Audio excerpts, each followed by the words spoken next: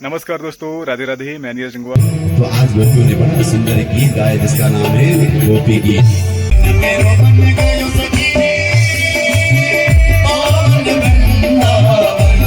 माफी मांगने में कभी कोई छोटा नहीं होता, इसलिए व्यक्ति को हमेशा नम्र रहना चाहिए।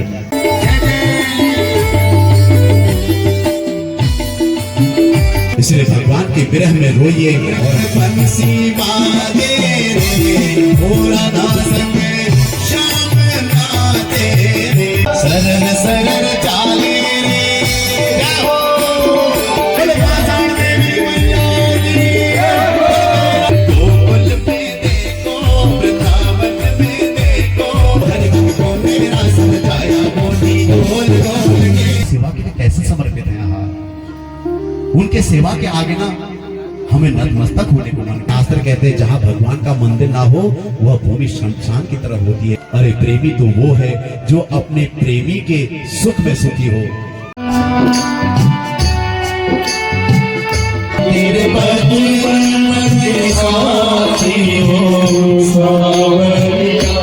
पलक झपकते ही बाएं हाथ से धनुष उठा लिया और जो प्रत्यंचा चढ़ा एक ही झटके में धाम से धनुष के दो टुकड़े हो गए। आओ मेरी सखियों मुझे मेहंदी लगा दो, ये श्याम सुंदर की दुल्हन बनाओ, मुझे श्याम सुंदर की दुल्हन बनाओ।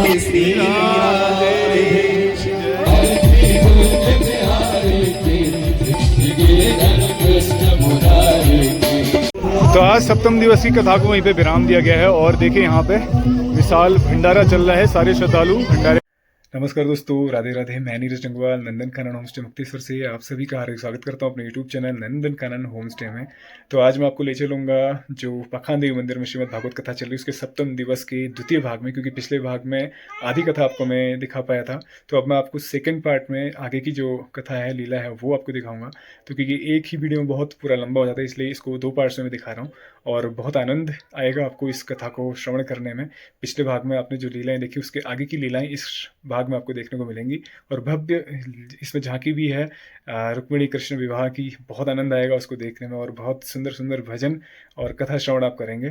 तो जिस प्रकार से हमने पिछले वीडियो को प्रेम दिया उसी प्रकार उम्मीद करता हूँ आप इसको भी प्रेम देंगे। तो चलिए प्रवेश करते हैं सप्तम दिवस की द्वितीय भाग में और भव्य कथा में प्रवेश करेंगे और भव्य लीलाएं भी देखेंगे। चलिए आपको ले चलते हैं सप्तम दिवस की इस सेकेंड पार्ट में। समापन दिवस के उपलक्ष्य में यहाँ पे कई बच्चों का यज्ञोपवीत संस्कार भी हुआ है। तो देखिए यहाँ पे ये भिक्षाटन के लिए आए हैं। भागवत भगवान की है आरती, ये सुख करणी दुख हरणी, ये सुख करणी दुख हरणी। श्री राधे कृष्ण कहने से तर जाएगा,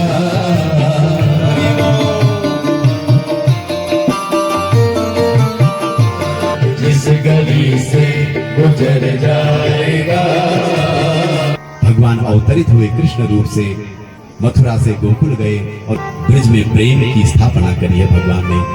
बल्कि भैया ये संसार में जब आप भजन करेंगे तो आपको ये संसार के उफान आते रहेंगे और जो भगवान का भजन करेगा वह जीव रूपी बछड़े को भगवान माया रूपी खूंटे से खोल देंगे। भगवान ने धेनुकासुर का भी उद्धार कर दिया, इसको मार करके भगवान ने खूब फल वितरित किए। भगवान ने सुंदर वेणु का नाद किया। तेरी मुरली पे जाऊं बलिहार रसिया,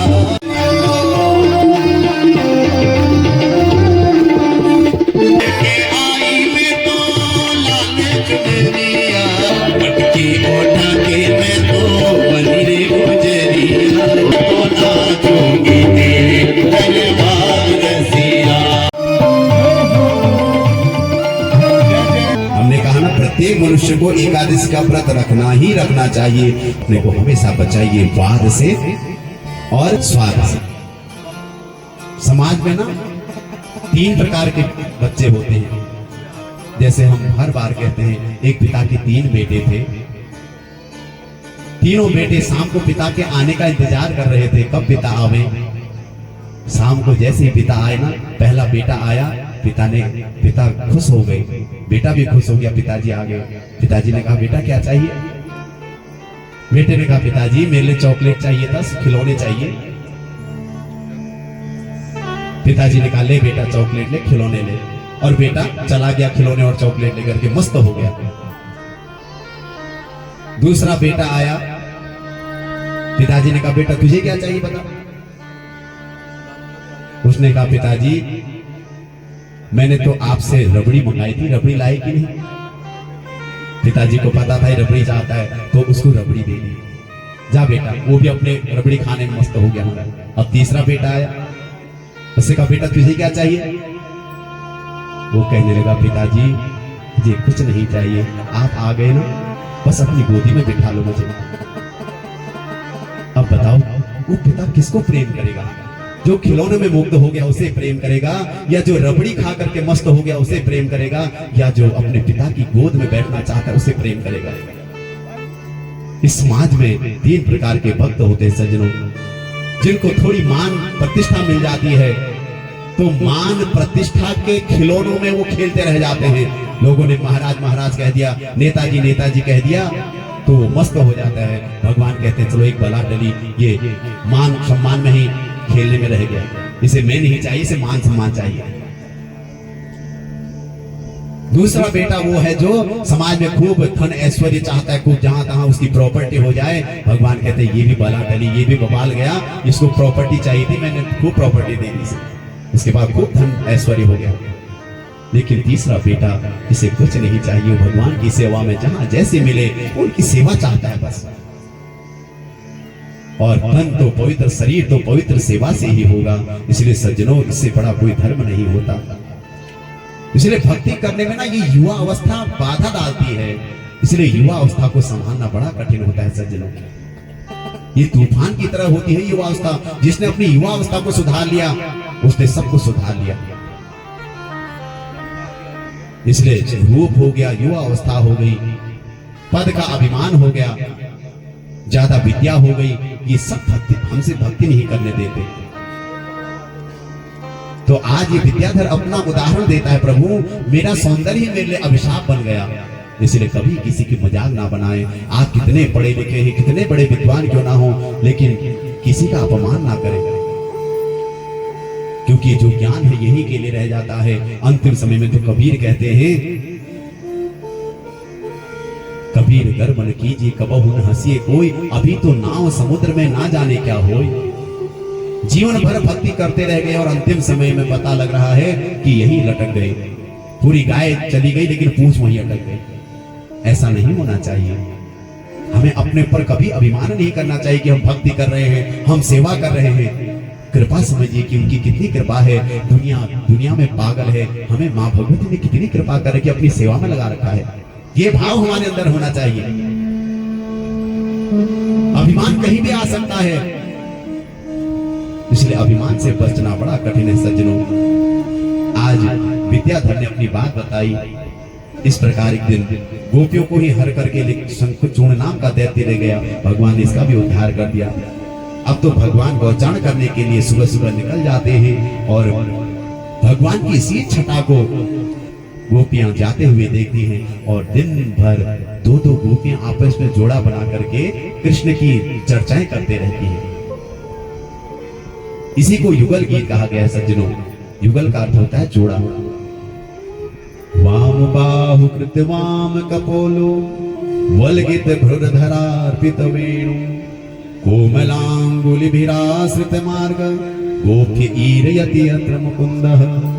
भगवान की बंसी के वैशिष्ट को गाती हैं और सब गोपियां आपस में चर्चा करती हैं। अरे सखी, जब कन्हैया ना टेढ़ी टांग करके उस बाकी चितवन से हमको निहारता कैसा लगता है। दूसरी जवाब देती है ऐसे ऐसे। एक कहती है वो जब बंसी बजाता है गोपी, हमने तो देखा कि कन्हैया ने किससे बंसी सीखी ही नहीं, फिर वो बंसी इतनी मधुर कैसे बजा लेता है।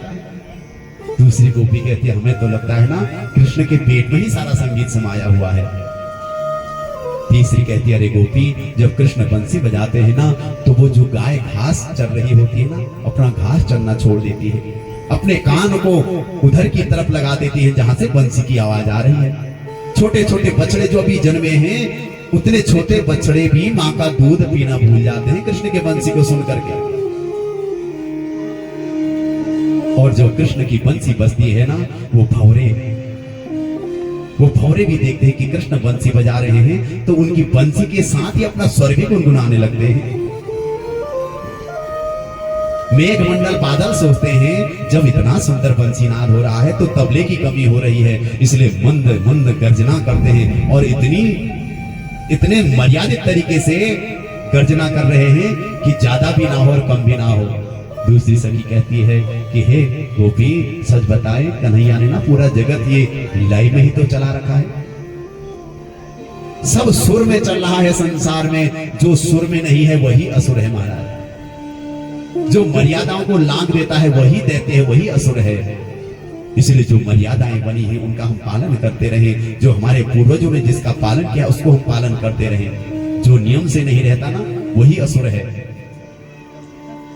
यहाँ इतनी सुंदर बंसी बजती है, इतना सुंदर तबला बजता है। यदि इतना बेसुरा बजाते तो आप सुन सकते थे? नहीं सुन सकते। सब लय में चलता है, लेकिन ये ऐसे ही नहीं चलता। उसके लिए उन्होंने मेहनत की है, अपना जीवन लगाया है उसको सीखने में। तो यहाँ जिसने भी जो पाया है उसमें समय खर्च किया है। इसलिए सज्जनों, जिंदगी सबको बराबर मिली है, याद रखना। 24 घंटे आपकी जिंदगी में भी है, 24 घंटा हम सबकी जिंदगी में भी है। इसी 24 घंटे का सदुपयोग जिसने किया होगा उसका जीवन उज्जवल हुआ होगा। लेकिन इन्हीं 24 घंटों को जिसने इसका दुरुपयोग किया होगा, अपना फोन में बर्बाद किया होगा, इधर उधर की व्यर्थ की बातों में जिसने जीवन बर्बाद किया होगा, उसके जीवन में कभी प्रकाश नहीं हो सकता, उसे भगवान की भक्ति नहीं मिल सकती। इसलिए एक एक पल को जियो सज्जनों। यहाँ आनंद बरस रहा है, नित्य कृष्ण की बंसी आज भी बज रही है, लेकिन उन विरले भक्तों को ही बंसी सुनाई देती है जो उसके ध्यान में डूबे रहते हैं।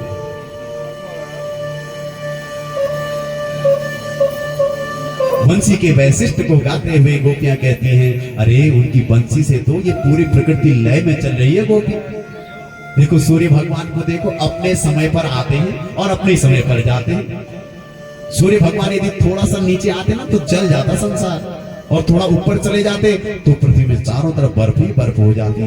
कितने नियम से रहते सब, देखो सब अपनी मर्यादा में रह रहे हैं। बस एक मनुष्य ही है जो अपनी मर्यादाओं को छोड़ देता है महाराज, अपने नियमों को तोड़ देता है। हमारा क्या धर्म है इसको जानने का प्रयास ही नहीं करता। इसलिए सज्जनों, आज हम सबका पतन हो रहा है, पतन नहीं होना चाहिए। इसलिए अपने जो शास्त्र हैं उनका अध्ययन कीजिए, संत ब्राह्मणों की वाणी को सुनिए, सदमार्ग का अनुसरण कीजिए, गीता भागवत पढ़िए, रामायण पढ़िए, नित्य नियम बनाइए, अपने बच्चों को भी बैठाइए। जिनके घर के करीब मंदिर है उस मंदिर में जाकर के नित्य घंटी बजा करके भगवान की आरती में सम्मिलित होइए।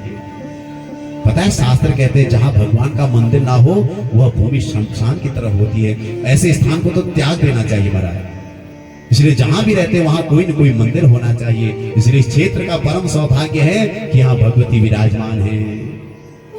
ऐसे सोमवारी संत जैसे महान तपस्वी ऋषि विराजमान हैं। आज की तरह सुविधा नहीं थी महाराज। सोमवारी महाराज ने जब तपस्या करी होगी, कितने अभाव में उन्होंने कैसा कैसा तप किया होगा, कौन जान सकता है उनके तप को। लेकिन आज भी वो सोमवारी महाराज अपने भक्तों का कष्ट स्वयं ले लेते हैं। तो ऐसे महान संतों के तप के प्रभाव से ही ये जगत चल रहा है। हमारे पूज्य गुरुवंत जी जो यहाँ पर बैठे हैं, इनके पूर्व जन्म की साधना है और उसके साथ साथ माँ की इतनी कृपा है। बचपन से ही माँ ने इनको अपना इतना प्रेम दिया, अपने चरणों से दूर नहीं किया, तभी आज इतने लोग यहाँ दुखी होकर के आते हैं और यहाँ से खुशी लेकर के जाते हैं। तो इसमें सब कहीं न कहीं तब का ही प्रताप है। आपको लगता होगा हमेशा ऐसे ही चलता रहता है, नहीं। 3 महीने 6 महीने वहां पाषाण देवी माँ के चरणों में बैठ करके इतनी कठिन तपस्या, 3 टाइम स्नान करके माँ का भोग बना करके एक टाइम प्रसाद पा करके अपने शरीर को सुखाया है। हमने कहा ना, तपस्वी का शरीर मोटा नहीं होता, तपस्वी का शरीर पतला होता है। आप सोचोगे कि तपस्वी खूब मस्त रहते होंगे, खूब हट्टे कट्टे रहते होंगे, नहीं। साधक तो उसके चेहरे में तेज होता है लेकिन शरीर कृष्णाय होता है। तो गोपियों का एक एक पल कृष्ण की यादों में पल चल रहा है तो गोपियां युगल गीत गाती हैं, बड़ा सुंदर युगल गीत की बात है। उसके बाद सुखदेव जी कहते हैं कि हे परीक्षित, इधर नारद जी ने एक दिन कंस से कहा, अरे कंस तेरा मुंह लटका क्यों है, क्या बात है? कंस ने कहा, महाराज क्या बताऊं, बड़े बड़े दैत्यों को मैंने गोकुल में भेजा, मैंने सोचा है कृष्ण बलराम को मार के आएंगे, लेकिन सब मरे पर आए। उन दो बालकों में ऐसा क्या चमत्कार है कि वो इतने बड़े बड़े दैत्यों को, इतने बलशाली दैत्यों को मार के आते हैं? तो आज नारद जी ने सारी बात बता दी। अरे पागल कंस, तू तो पागल ही है। कहते हैं ना, शंख और मूर्ख हमेशा दूसरों के फूंकने से बचते हैं। मूर्ख लोगों से भी जिसने जैसा कहा वैसा करते हैं। तो कंस को आज सारी बात नारद जी ने बता दी। अरे मूर्ख कंस, वो कोई और नहीं, देवकी और वसुदेव के ही बेटे हैं। अरे तुझे पता ही नहीं वो रातों रात कब ले गए वहां गोकुल में। अब लोग कहते हैं भैया नारद जी ऐसा काम क्यों करते हैं, नहीं बताना चाहिए। लेकिन आपको पता है नारद कौन है? नारद वो देव दर्शन, जिसने नारद का दर्शन कर लिया ना, उसे भगवान का दर्शन जरूर होता है। नारद गुरु है, इसीलिए नारद यहाँ संसार में बहुत लोग उन्हीं ने कोई चुगली करो इसे कहते नहीं, और नारद से हो। अरे नारद को क्या जानते हो आप? अपमान मत कीजिए, शास्त्रों का अध्ययन कीजिए, जानिए स्वभाव क्या है। महान ऋषि है नारद। जैसे हमारे शरीर में फोड़ा हो जाता है ना, डॉक्टर कहते हैं भैया ये फोड़ा यदि आपको इसमें चीरा लगवाना है तो पहले पकाना पड़ेगा, इसलिए पहले पकाने की दवा देते हैं। इसलिए नारद जी भी ऐसा ही काम करते हैं, डॉक्टर है नारद जी। कंस रूपी फोड़ा उसको फोड़ना है महाराज, तो उसके लिए उसको पकाना पड़ेगा। उसके पाप का घड़ा भर गया है, उसका पाप और बढ़ाना पड़ेगा। तो इसलिए आज देव की वसुदेव को इस पापी ने फिर से कारागार में डाल दिया। इधर अरिष्टासुर और केशी नाम के दैत्य सुखदेव कहते हैं कि हे परीक्षित, भगवान को मारने के लिए कहा कंस महाराज से कि आप चिंता मत करें, हम अभी कृष्ण और बलराम को मार के आते हैं। भगवान ने इनका भी उद्धार कर दिया। अब तो कंस को लगा कि अब इन दुष्टों को भेजने से काम नहीं चलेगा, किसी सज्जन व्यक्ति को भेजना पड़ेगा। तो और कोई नहीं, अक्रूर जी मिल गए।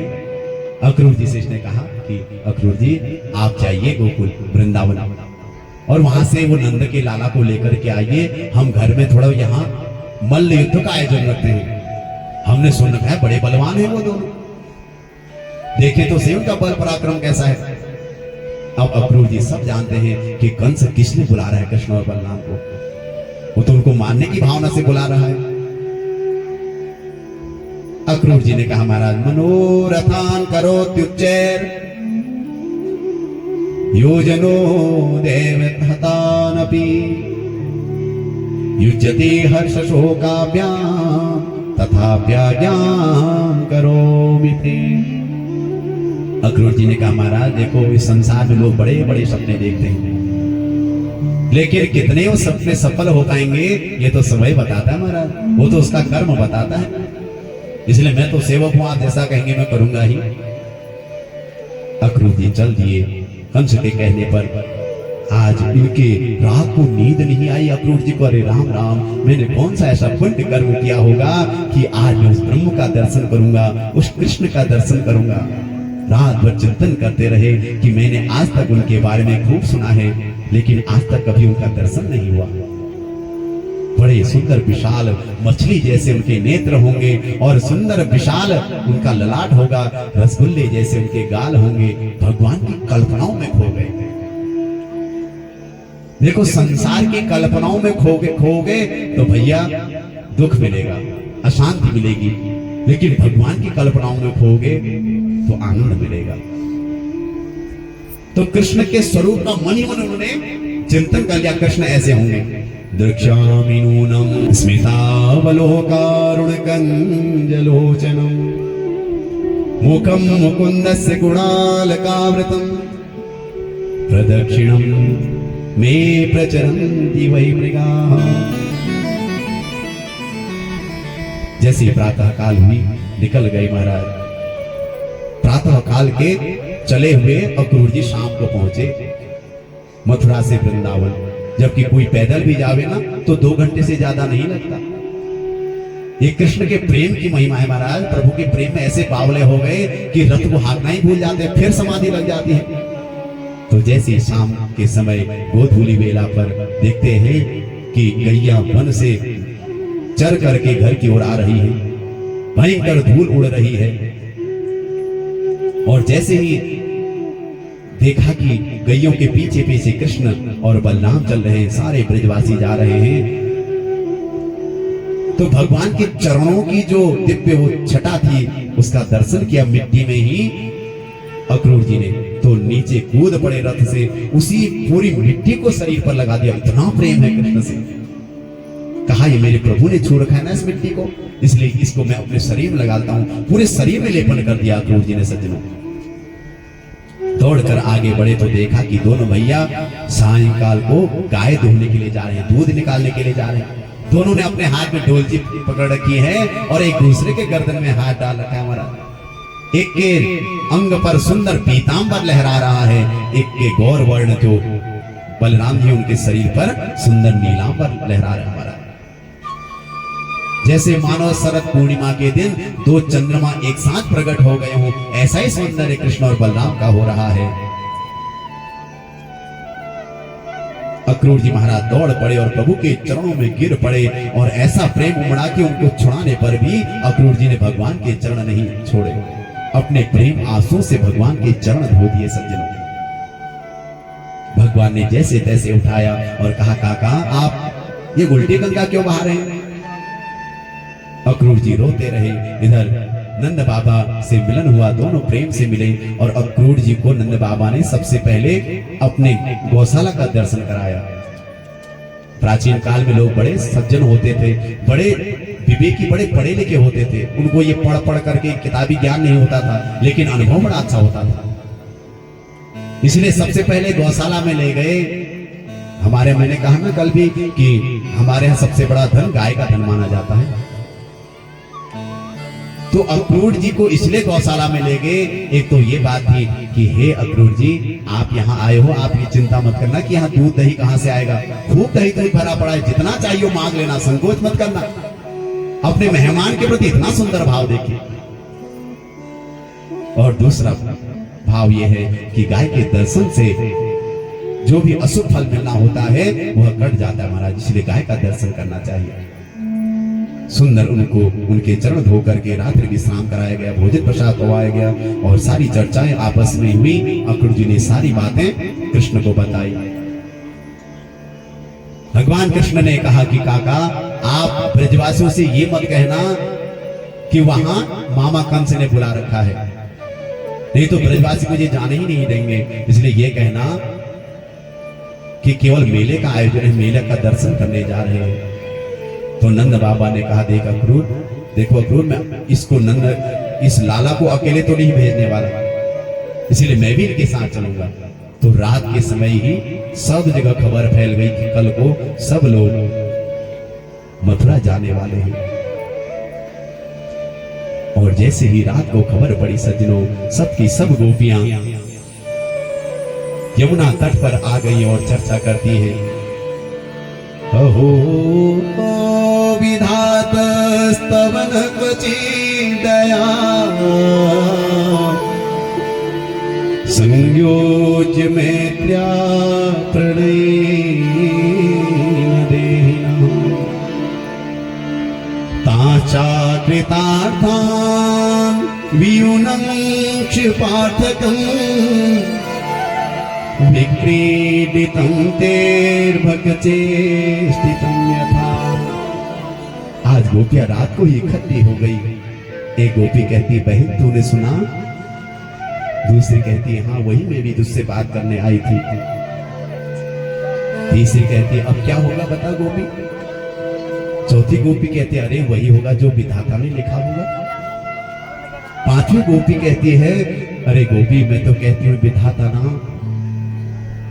बहुत ही क्रूर है, इसके अंदर दया नाम की चीज नहीं है। ये चाहे जैसी वैसी कलम चला देता है, इसका स्वभाव तो छोटे बच्चों जैसा है। गोपी, जैसे छोटे छोटे बच्चे इतनी मेहनत से पहले तो घर बनाते हैं, खेल खेल में घर बनाने में घंटे लगाएंगे, लेकिन जब इन बच्चों का मन भर जाता है ना, तो ऐसे ही उस घर में लात मार करके तोड़ देते हैं। ऐसे ही ये विधाता भी है देवी। ये पहले तो हमें कृष्ण जैसे देव से मिलाता है, उससे प्रेम कराता है, और जब हम ब्रह्मानंद में डूबी रहती हैं तो हमें यह उनसे दूर करा देता है। दूसरी गोपी कहती है कि सखी, हमने विधाता को तो देखा नहीं, उसको कोसने से कुछ नहीं होगा। हम तो कहते हैं ये जो अक्रूर है ना, ये सबसे बड़ा क्रूर है, इसका नाम अक्रूर होना ही नहीं चाहिए। हमारे वृंदावन की दो आंखें हैं, कृष्ण और बलराम, आज ये हमारी आंखों को निकाल करके ले जा रहा है। इससे बड़ा क्रूर कर्म क्या होगा भला? एक बोलती बहन, चाहे कुछ भी हो जाए ना, मैं अपने रहते कृष्ण को मथुरा जाने नहीं दूंगी। रथ पकड़ लूंगी, रथ के आगे लेट जाऊंगी, लेकिन कृष्ण को मथुरा नहीं जाने दूंगी। दूसरी गोपी ने कहा, अरे सखी क्या कहती है, लोग क्या कहेंगे, बहुत बदनामी होगी गोपी, समाज में हम किसको क्या मुंह दिखाएंगे। वह गोपी कहने लगी, अरे सखी, जब हमारे प्राण प्यारे कृष्ण ही हमको छोड़ के जा रहे हैं तो हम इस संसार में अपनी लोक लाज से भी क्या करेंगे। इसलिए हम नहीं जाने देंगे। प्रातः काल हुआ, सज्जनों, नंद बाबा तो बैलगाड़ियों में सामान लाद करके अपने वृद्ध ग्वाल बालों के साथ मथुरा चले गए। जैसे ही गोविंद दाऊ भैया के साथ रथ पर आरूढ़ होने लगे, एक पैर भगवान का रथ पर था, एक पैर अभी नीचे था। गोपियां बेसुध हो गई। कन्हैया उनको समझाना चाहते, लेकिन क्या समझाएं। इतने में ही गोविंद देखते हैं तो क्या देखते हैं, जो माँ है ना यशोदा, वो गाय के गोठ पर चली गई। कन्हैया दौड़े दौड़े माँ के पास गए, माँ के आंचल पर छुप गए। माँ, तू यहाँ क्यों आई है? माँ ने कहा, देख लाला, मैंने तुझे एक दिन लाठी से मारा था ना, तुझे उखल में बांधा था। देख बेटा, तू मेरी इन बातों को याद तो नहीं करेगा ना? बेटा, मैं जानती हूं तू चला जाएगा ना, फिर तेरा वापस आना मुश्किल है। गोविंद ने कहा, मां, तेरे इसी प्रेम में बंध करके तो मैं इस जगत को प्रेम का दान कर पाता हूं। तू तो प्रेम की मूर्ति है मां, इसलिए ऐसा मत कहे। यशोदा ने कहा, बेटा देख, सच्ची बात बताऊं तेरे को, सच में तू मेरा लाला नहीं है, तू देवकी का लाला है बेटा। तो अपनी मां को प्राप्त करके तू मुझे भूल तो नहीं जाएगा ना? कन्हैया ने मां के मुख पर अंगुली रख दी। मां, दोबारा ऐसा मत कहियो, ऐसा कहेगी तो मां, मैं कभी तेरे से बात नहीं करूंगा। तूने कैसे कह दिया कि तू मेरी मां नहीं है? तेरा दूध पिया है मां, मैं तेरे आंचल में पला बड़ा हूं, मैं तेरी गोदी में खेला हूं। मां, तू कैसे कहती है तू मेरी मां नहीं है? इसीलिए मां, मैं जा रहा हूं। देख, तू अपने इस प्रेम में मुझे डुबो देगी ना, तो मैं इन पापियों का उद्धार नहीं कर पाऊंगा। तू जानती है ना मैं किस लिए आया हूं इस संसार में? पापियों का उद्धार करने के लिए भी तो आया हूं मां। इसलिए मां, मुझे आशीर्वाद दे, मैं जाऊंगा, कल मेला देखूंगा और परसों को वापस आ जाऊंगा। लेकिन यशोदा मैया जानती है कि लाला वापस नहीं आएगा। जैसे तैसे मां ने विदा किया कन्हैया को। उधर गोपियां बेसुध होकर के रथ के आगे लेट पड़ी। कन्हैया, हम तुम्हें नहीं जाने देंगे। कन्हैया ने समझाया, गोपियों एक बात बताऊं, तुम क्यों इतनी अधीर हो रही हो? अरे संसार में संयोग और वियोग तो लगा रहता है देवियों, जिससे मिलना हुआ है एक दिन बिछड़ना तो उससे पड़ता ही है। इसलिए थोड़ा धैर्य करो गोपियों, मैं आज गया, कल मेला देखूंगा और परसों को वापस आ जाऊंगा। गोपी को थोड़ी सी आस जगी, शायद कन्हैया परसों को वापस आएगा। दूसरी गोपी ने कहा, अरे सखी, कृष्ण को जाने देना। अरे कृष्ण को वहां मथुरा में कितना सुख मिलेगा। अरे ब्रिज में तो हम ग्वालिनियां उसको क्या दे सकती हैं भला? अरे वहां मथुरा में तो राजा बनेगा गोपी, उसको कितना सुख मिलेगा, सब लोग कितना सम्मान करेंगे उसका। अरे प्रेमी तो वो है जो अपने प्रेमी के सुख में सुखी हो। तत्सुखे सुखित्वम तद दुखे दुखित्वम। सच्चा प्रेम तो वो है सखी जो अपने प्रेमी को सुख मिले, उसी में हमें भी सुख मिल जाए। गोपियां आपस में चर्चा कर रही हैं और कहती हैं कि हे गोविंद, जा रहे हो तो जाओ, ब्रिज छोड़ के सबका दिल तोड़ के, ऐसा प्रेम कन्हैया नहीं पाओगे, हाँ नहीं पाओगे, हाँ नहीं पाओगे। जा रहे हो तो जाओ, ब्रिज छोड़ के सबका दिल तोड़ के, ऐसा प्रेम कन्हैया नहीं पाओगे, हाँ नहीं पाओगे, हाँ नहीं पाओगे।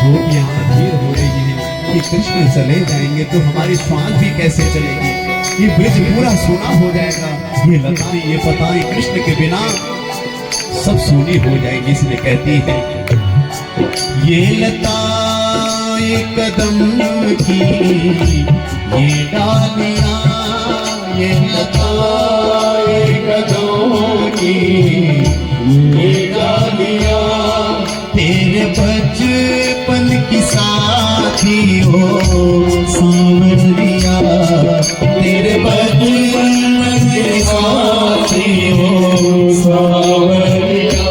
आज कृष्ण जा रहे करके जैसे ब्रज में पता चला ना, तो आज हवा भी नहीं चलती, जो पत्ते हैं ना वो आज हिलने को तैयार नहीं। क्यों?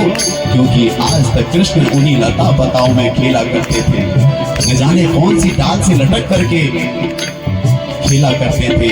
आज वो गैया रो रही है, घास नहीं खा रही है, वो बछड़ा कन्हैया को निहार रहा है, जिस बछड़े को गले में लगा करके कन्हैया प्रेम किया करते थे। उनको पता है आज कि गोविंद जा रहे हैं, इसलिए गोपियां कहती हैं कि हे गोविंद, ये लताएं कदम की, ये डालियां, ये लताएं कदम की, ये डालियां तेरे बचपन की साथी हो सांवरिया, तेरे बचपन की साथी हो सांवरिया। नहीं पाओगे कितनी थोड़ी गगरिया, पनघट पर कितनी थोड़ी गगरिया, पनघट पर चीर किसके बजे श्याम, तुमसे कहो चीर किसके बजे श्याम, तुमसे कहो तेरे उधमों दिन ने हंस के सहा, हंस के सहा, ऐसे प्रेमी कन्हैया नहीं पाओगे, हाँ नहीं पाओगे, हाँ नहीं पाओगे। गोपियां कहती हैं कि हे गोविंद, प्रेम करके दीवाना बना के हमें, प्रेम करके दीवाना बना के हमें छोड़ जाते हो किसके सहारे कहो, छोड़ जाते हो किसके सहारे कहो। दास मुरली, दास मुरली के जैसे दीवाने हुए दीवाने हुए ऐसे पागल कन्हैया नहीं पाओगे, नहीं पाओगे, नहीं पाओगे। जा रहे हो तो जाओ ब्रिज छोड़ के सबका दिल तोड़ के, ऐसा प्रेम कन्हैया नहीं पाओगे, नहीं पाओगे, नहीं पाओगे, नहीं पाओगे। गोपियां बेसुध हो गई कि कृष्ण के बिना हमारा एक एक पल कैसे बीतेगा, पागल सी हो गई। ठीक है गोविंद, तुम्हें लगता है ना तुम हमारे बिना सुखी रह लोगे, ठीक है तुम जाओ, हम तुम्हें आज्ञा देते हैं। गोपियों को भी लगा देखो कन्हैया यदि ब्रज में उधर मथुरा में जाएगा तो कितना सुखी होगा। प्रेम का लक्षण तो यही है भैया, अपने प्रेमी को कष्ट नहीं दिया जाता प्रेम में। प्रेम तो त्याग का भाव है, जहाँ त्याग होता है वही असली प्रेम होता है। गोपियों ने आज्ञा दे दी, उनको एक आस जगी रही कि गोविंद परसों आ जाएंगे। इसी आस में गोपियां राह तकती रह गई, तकती रह गई। धीरे धीरे अक्रूर जी ने रथ को आगे बढ़ाया, हवा के वेग से रथ आगे बढ़ता रहा। धूल उड़ती रही, गोपियां निहारती रही। ये छवि न जाने कब अब गोविंद की दिखेगी, दिखेगी भी नहीं, दिखेगी नहीं जानती। ये जीवन भी रहेगा कि नहीं रहेगा। उनमें कुछ बूढ़ी गोपियां थी, उनको लगा कि अब तो शायद हम अंतिम बार गोविंद को देख रही हैं। छोटी सी जिंदगी है, इसके बाद जीवन का कितना समय हमारे पास रहेगा कोई नहीं जानता। गोविंद को याद करते करते बावली गोपियां रास्ते पर अधीर सी होकर के कृष्ण को टकटकी लगा करके देखते रहे। अक्रूर जी चलते रहे, चलते रहे, चलते रहे और उनको लगा मैं कितना क्रूर व्यक्ति हूँ। अरे ब्रज और गोकुल की ये दो आंखें हैं कृष्ण और बलराम, मैं इतना क्रूर व्यक्ति हूँ कि इन वृंदावनों वालों की दो आंखों को नोच करके ला रहा हूँ। ये बेचारे कैसे जाएंगे कृष्ण बलराम के बिना। आज पहली बार ऐसा प्रेम अक्रूर जी ने देखा सज्जनों। बढ़ते बढ़ते आगे बढ़े तो इतने में ही अक्रूर जी को यमुना जी का दर्शन हुआ, तो तुरंत रथ से कूद पड़े। कहा कन्हैया तुम थोड़ी देर रथ में बैठे रहो। और जैसे ही रथ में कन्हैया और बलराम को बैठा करके यमुना जी में स्नान करने गए, अभी तक अक्रूर जी को लग रहा था कि पापी कंस इन दो छोटे से नन्हे बालकों के साथ न जाने क्या करेगा। भगवान के बल पर संदेह हो रहा था अक्रूर जी को। और इतने में ही भगवान ने लीला दिखाई कि जैसे डुबकी मारते हैं अक्रूर जी, उसी जल के अंदर भगवान का भी दर्शन होने लगा। अक्रूर जी ने सोचा हे भगवान, अभी अभी मैं स्नान करने आया, उनको ऊपर रथ में बैठा के आया था, ये पानी के अंदर कहां से कूद गए। हे भगवान, बाहर उतर जाकर के देखते तो कन्हैया और बलराम रथ पे दिखाई दिए। फिर जाकर के जल में देखते कन्हैया जल में भी दिखाई दिए। भगवान ने आज ज्ञान कराया कि हे अक्रूर जी काका चिंता मत करो, मैं ब्रह्म हूँ, मेरे लिए कुछ भी असमर्थता मेरे अंदर कुछ नहीं है, मैं सब कुछ कर सकता हूँ। तो पहचान गए तो बड़ी सुंदर स्तुति गाई और कहा न तो उसमें हम पाकिल है तुहे तुम नारायणं पुरुषमाद्यमव्ययनाभिजाता तरविंद कोशा ब्रह्मा विरासी यद एष लोका। हे प्रभु मैं पहचान गया आप समस्त जगत के कारणों के भी कारण त्रिगुणातीत त्रिभुवन सुंदर जगन नियंता है। आप ही जगत को बनाते हैं, आप ही पालन करते हैं, आप ही संहार करते हैं। मैं आपकी लीला को क्या समझूंगा प्रभु। आपकी माया से तो ब्रह्मा आदि देवता भी जब मोहित हो जाते हैं तो मेरी कौन सी गति है। बड़ी सुंदर स्तुति गाई और कहा प्रभु हम मथुरा पहुंचने वाले हैं, इसलिए पहले मेरी कुटिया को पवित्र कर दीजिए, मेरे घर में चरण रख दीजिए। भगवान ने कहा काका आपका घर तो हमारा ही घर है, इसलिए हम पहले मामा कंस जैसे पापियों का उद्धार करके आते हैं, फिर आपके घर जरूर आएंगे। और इस प्रकार कह करके मथुरा की ओर चले हैं भगवान गोविंद बलदाऊ के साथ अक्रूर जी के रथ में। और उनसे पहले ही मथुरा के द्वार पर नंद बाबा अपने बूढ़े वालों के साथ पहुंच गए थे। तब जाकर के कन्हैया भी मथुरा के मुख्य द्वार पर पहुंचे और रात को वहीं विश्राम करने का उनका स्थान था। लेकिन अभी शाम होने में एक प्रहर बाकी था, 2-3 घंटे बाकी थे। भगवान ने कहा, पिताजी नंद बाबा, मैं थोड़ा मथुरा घूम करके आऊं, फिर कल तो मेले में ही हम व्यस्त रहेंगे, इसलिए आज थोड़ा सा मेला देख करके आए। तो नंद बाबा ने आज्ञा दे दी और सज्जनों जैसे ही उस मथुरा में प्रवेश करा भगवान ने, तो बड़ा अद्भुत चमत्कार हुआ। पूरी मथुरा में हल्ला मच गया, अरे भैया वो पूतना को मारने वाला लाला आ गया। कोई कहे, अरे भैया वो 7 कोस का कितना भयंकर गोवर्धन पर्वत को जिसने 7 दिन तक अपनी उंगली में उठा रखा था, वही लाला आ गया है। तो जो जहां से कृष्ण के बारे में सुनता है वो पागल होकर के दौड़ पड़ता है महाराज।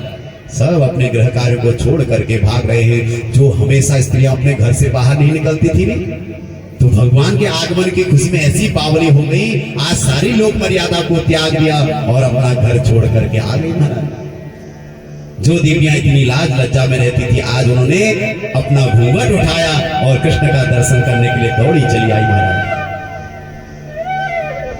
और एक दूसरे से कहती है, अरे बावरी तू घर में घुसी अभी तक क्या कर रही है? वो आ गया वो बावरा, वो जिसने वो भयंकर अघासुर और बकासुर पापी को मारा।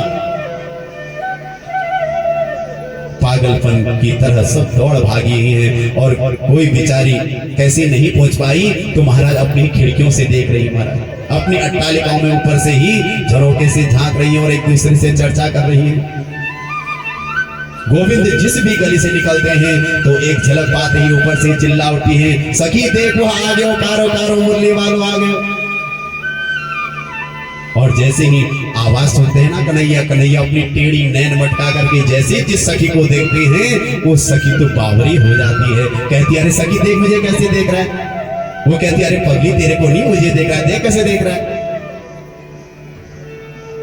कृष्ण और राम में यही अंतर है। भगवान राम जब मिथिलापुरी में गए ना, तो भगवान राम की नजरें नीचे रहती थी। भगवान किसी को आंख उठा करके नहीं देखते थे, लेकिन कृष्ण ने किसी को छोड़ा नहीं मारा। सबको कभी नैन भटका कर किसी को तिरछी निगाह से देख करके आज कृष्ण ने सबको घायल कर दिया महाराज। सब गोपियां पागल हो गई। इसलिए संत कहते हैं, जादू भरी तेरी आंखें जिधर गई, जादू भरी तेरी आंखें जिधर गई, नैनों की कटारी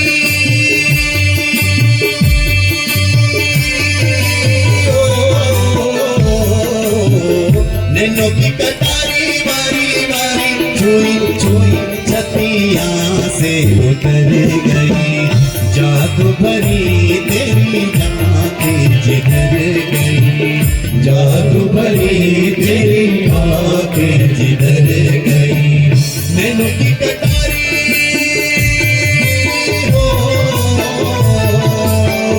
नैनों की कटारी बारी बारी छुई छुई छतिया से उतर गई, जादू भरी तेरी आंखें जिधर गई, जादू भरी तेरी आंखें। और जैसे कृष्ण ने सबको देखा ना, सब गोपियां पागल सी होकर के कृष्ण को देख करके मानो समाधि में लग गई महाराज। इतने में ही कन्हैया आगे बढ़े तो ब्रजवासी देख देख करके बोल रहे, कन्हैया एक बात बताओ, यहाँ ब्रजवासी तेरी जय जयकार कर रहे भैया, तेरी कोई रिश्तेदारी है क्या यार? भगवान ने कहा, ये तो मेरे मामा कंस का घर है। सबने कहा, अरे पगले कन्हैया तूने पहले क्यों नहीं बताया? अरे हम सज धज करके आ गए, हम तो घर के ही कपड़ों में आ गए। कन्हैया ने कहा, चिंता मत करो, कंस का धोबी था, एक बड़ा पापी था महाराज, अभिमान में चूर रहता था, बड़े चमकीले धमकीले कपड़े लेकर के जा रहा था धोने के लिए। भगवान ने आवाज लगाई, मामा जी। इसने कहा, कौन भांजा आ गया भैया मेरा? भगवान ने कहा, हम ही बोल रहे हैं, हम आपके भांजे लगते हैं। उसने कहा, आप भांजा कैसे हो गया तू मेरा? कन्हैया ने कहा, अरे हम कंस के भांजे हैं, तो यहाँ नैनीहाल में तो सभी मामा होते हैं ना। इसने कहा, अच्छा मैं समझ गया, तुम्हें क्यों बुला रखा है कंस महाराज। भगवान ने कहा अच्छा तब तुम्हें पता है तो ये काम कर दो महाराज, ये सब वस्त्र हमको दे दो, हम सुंदर वस्त्र पहन करके बढ़िया मामा के घर जाएंगे। तो इसने तो अनेकों गालियां दे दी महाराज। ईदृशान्ये ववासांसि नित्यं गिरिवनों में गाय चराते हो और राजा महाराजा के कपड़े पहनते हो। भगवान समझ गए ये पापी ऐसे नहीं समझने वाला। भगवान ने एक थप्पड़ मारा, वहीं पर उसका गोविंदाय नमो नमः। भगवान ने कहा लो ब्रजवासियों जिसको जो चाहिए सब कपड़े पहनो। अब तो सब चमकीले धमकीले कपड़े पहने महाराज, राजा महाराजाओं के कपड़े पहने ब्रजवासियों ने। लेकिन ब्रजवासी तो छोटे छोटे हैं भैया, कपड़े इतने बड़े बड़े हैं, पहन करके चले तो ऐसा लगा जैसे रोड झाड़ रहे हैं। कहा कन्हैया देख आनंद नहीं आया भैया, बड़े लंबे चौड़े कपड़े, ये फैशन कहां से आ गया। भगवान ने कहा एक काम करो कपड़ों को ऊपर लटका दो। और जैसे ही ब्रजवासियों ने कपड़े ऊपर लटकाए तो ऐसा लगा जैसे हैंगर में लटका दिए हुए। कहा अरे कन्हैया आनंद नहीं आया। भगवान ने कहा चिंता मत करो व्यवस्था होगी। इतने में ही दर्जी दिख गया, उसने कहा भैया ये नया फैशन कहां से आ गया। अब उनको क्या पता भैया कलयुग में यही फैशन आएगा। आजकल सब बदल गया ना, सारे कपड़े सिला करके बढ़िया फिटिंग करा दी, अब तो बढ़िया चकाचक दिखने लगे। दर्जी को खूब आशीर्वाद दिया महाराज भगवान ने। इसलिए आज कलयुग में आज भी दर्जी इतने फलीभूत हो रहे महाराज, जितने का कपड़ा नहीं उससे ज्यादा महंगी सिलाई होती है। इसके बाद तो ब्रजवासियों ने कहा भैया कपड़े तो बढ़िया हो गए लेकिन अभी माला नहीं मिली। तो सुंदर माला श्री रामा नाम का एक भगवान का भक्त रहता था वहां, उससे माला पहनी है भगवान ने, उसको भक्ति का दान दिया है, वह तो गदगद हो गया। उसके बाद एक 3 जगह से टीड़ी कुब्जा, वह कंस के लिए चंदन घिसती थी, भगवान ने उससे चंदन लगवाया और उसके सारे कुबड़ों को ठीक कर दिया। वो बेचारी बड़ी कुरूप थी। आज भगवान ने इससे सुंदरी करके कहा तो महाराज ये तो गदगद होगी, पहली बार किसी ने मुझे सुंदरी कहा। भगवान ने इसको विमुक्त कर दिया सज्जनों। इसके बाद आगे बढ़े तो सभागार में जहां भयंकर परशुराम भगवान के द्वारा दिया हुआ एक विशाल धनुष था महाराज। धनुष को देखते ही कन्हैया बोले ताऊ भैया थोड़ा इसको छूने क्या धनुष को। उस धनुष के आसपास जितने भी सेवकगण थे हंसने लगे, देखो मुंह धोना तो आता नहीं, इतने बड़े धनुष को छुएंगे जिसको बड़े बड़े राजा महाराजा भी हिला नहीं सकते। दाऊ भैया ने कहा कन्हैया अब तो तू इसको थोड़ा हिला के देखी। और इतने में ही भगवान ने पलक झपकते ही बाएं हाथ से धनुष उठा लिया और जो प्रत्यंचा चढ़ा एक ही झटके में धड़ाम से उस धनुष के 2 टुकड़े हो गए। इतना भयंकर शब्द हुआ कि महाराज कंस भी अपने सिंहासन से गिरते गिरते बचा महाराज। सब सेवकों ने कहा महाराज वो धनुष तोड़ दिया है जो आपको परशुराम भगवान ने दिया था। कंस ने कहा हे भगवान, परशुराम भगवान ने कहा था कि तुझे कोई मार नहीं सकता, लेकिन जो इस धनुष को तोड़ देगा वो तुझे छोड़ नहीं सकता। इसका मतलब हमारी भी गारंटी खत्म। अब तो बेचारा रात को सो में तो नींद ही ना आवे हमारा, रात भर बड़े गंदे गंदे सपने देखने लगा। कभी देख रहा है कि भूत प्रेत उसको गले लगा रहे हैं, कभी देखता है कि गधे पर दक्षिण की ओर जा रहा है। ये सब मृत्यु के संकेत नहीं है। कभी चलते चलते अपनी परछाई में उसे छेद दिखाई देते हैं। जैसे तैसे सवेरा हुआ। इधर नंद बाबा बोले कि लाला आज ये मेले का दिन है, इसलिए सब लोग अब उस सभागार में जाते हैं जहां पर मेला हो रहा है। तो महाराज मेले में पहले तो नंद बाबा गए और इसके बाद भगवान पीछे पीछे जा रहे हैं और उस भयंकर सभागार में लाखों लोग बैठे थे महाराज। उन लाखों लोगों ने जब भगवान की झांकी को देखा ना, कुबलिया पीठ नाम का एक भयंकर हाथी था जिसके पास 10,000 हाथियों का बल था। भगवान ने उसको भी धराशायी कर दिया। उसके दोनों दांतों को तोड़ करके रक्त रंजित दांतों को लेकर के एक को भगवान ने धारण किया, एक को बलराम जी ने धारण किया। उस सभा में प्रवेश किया महाराज। मल्लानाम असनिर्णाम नरवर स्त्रीणाम स्मरो मूर्तिमान गोपानाम स्वजनो सताम चितभुजाम शास्ता स्वपित्रो शिशु मृत्युर्भोज पतेर विराट विदुषां तत्त्वं परं वो योगिनां वृष्णीनां परदेवतेति विदितो रंगं गतः साग्रजः। आज भगवान को लोगों ने अपने अपने भाव से देखा महाराज। पापी लोगों को लगा कि हमारा काल आ गया। जो माएं थी ना उन माओं को लगा कि हमारा बेटा आ गया। जो मित्र लोग थे उनको लगा कि हमारा सखा आ गया। जो राजा लोग थे उन्हें लगा कि हमारा महाराज आ गया। और भक्तों को लगा कि हमारा भगवान आ गया। सबने अपनी अपनी दृष्टि से भगवान को देखा तो वहां चाणूर और मुष्टिक ने भगवान से कहा कि आओ हमारे साथ युद्ध करो। भगवान के साथ भयंकर युद्ध हुआ है, सल दो सल चाणूर और मुष्टिक के साथ ऐसा भयंकर युद्ध हुआ महाराज। भगवान इन सबको मार गिराया और इसके बाद एक छलांग मारी तो मामा कंस के सिंहासन पर नजर आए भगवान।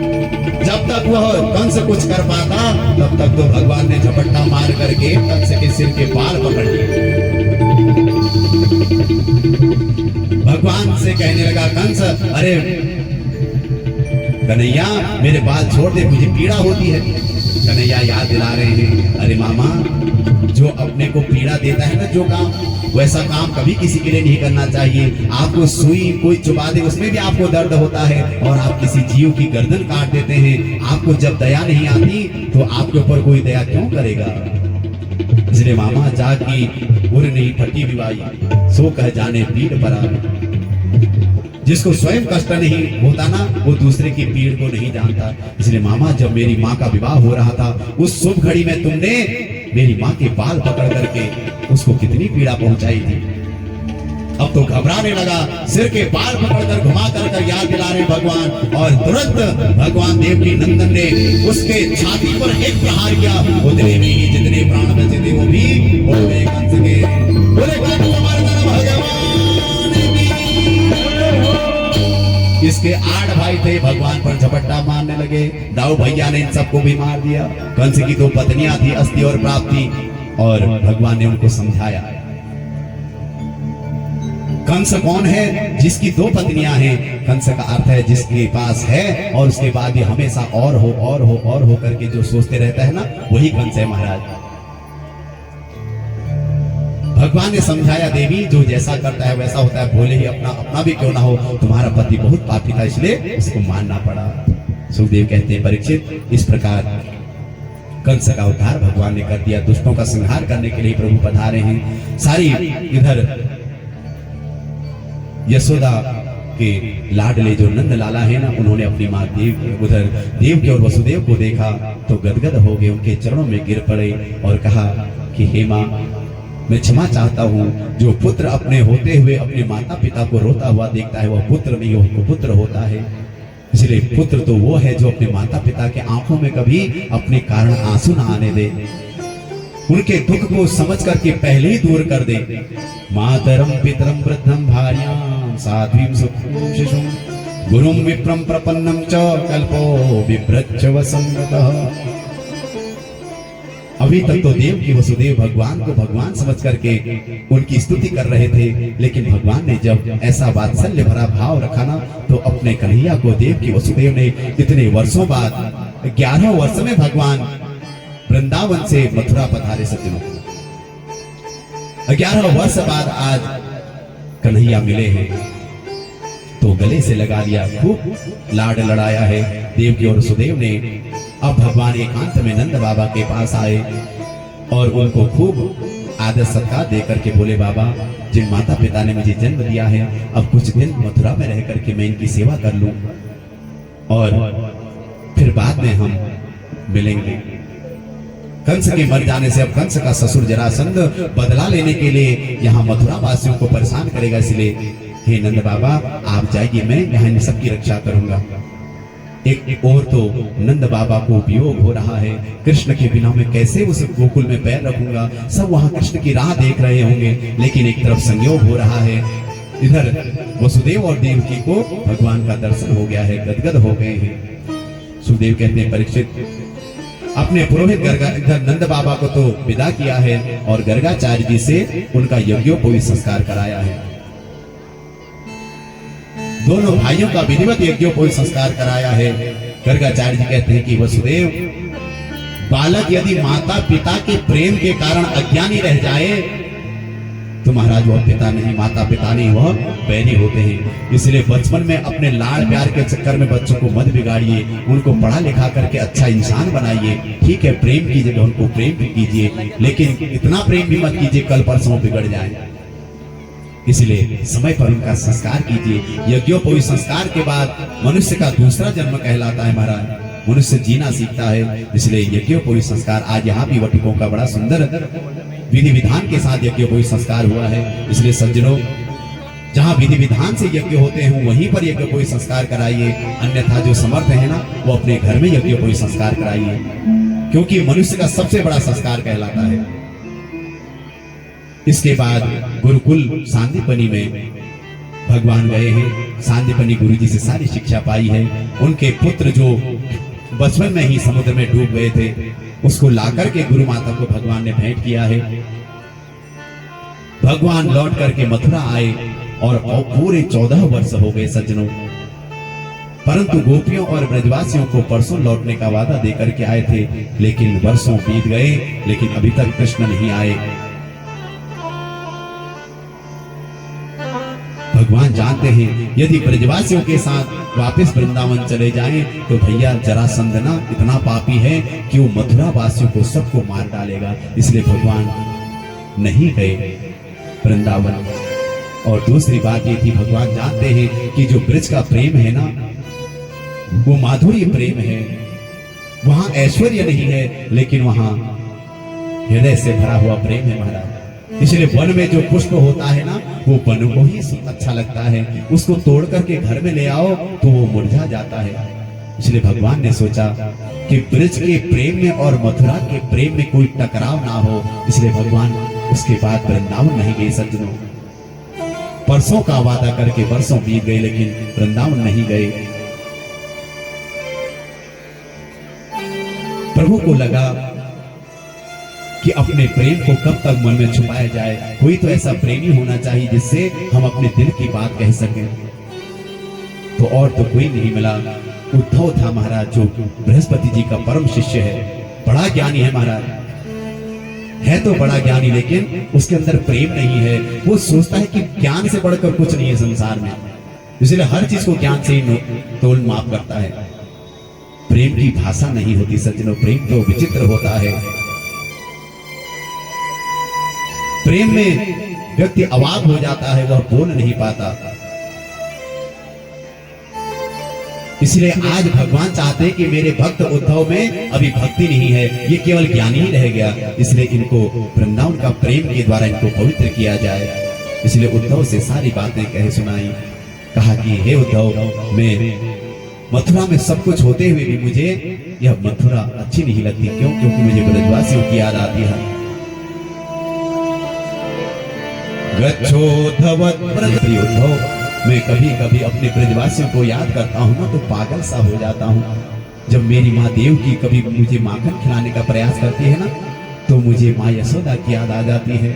जिस प्रेम से मुझे माँ यशोदा ने माखन खिलाया था वो कभी कोई खिला नहीं सकता। इसलिए तुम जाकर के उन गोपियों को जाकर के समझा देना उद्धव, उनसे कहना कि अब कृष्ण को भूल जाए। वो कृष्ण अब तुम्हारा नहीं, वो तो पूरे जगत का पिता है। इसलिए अपने ज्ञान के खड्ग के द्वारा उनका अज्ञान का जो वृक्ष है ना उसको जड़ सहित काट देना उद्धव।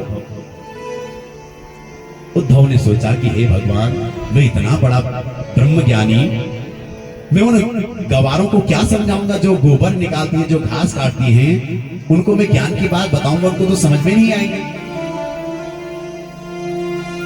चलो लेकिन भगवान की आज्ञा है तो जाऊंगा। तो भगवान का जैसा मोर मुकुट धारण करके भगवान जैसा ही बन करके उद्धव वृंदावन गए महाराज। और इधर वृंदावन की तो बड़ी विचित्र स्थिति है।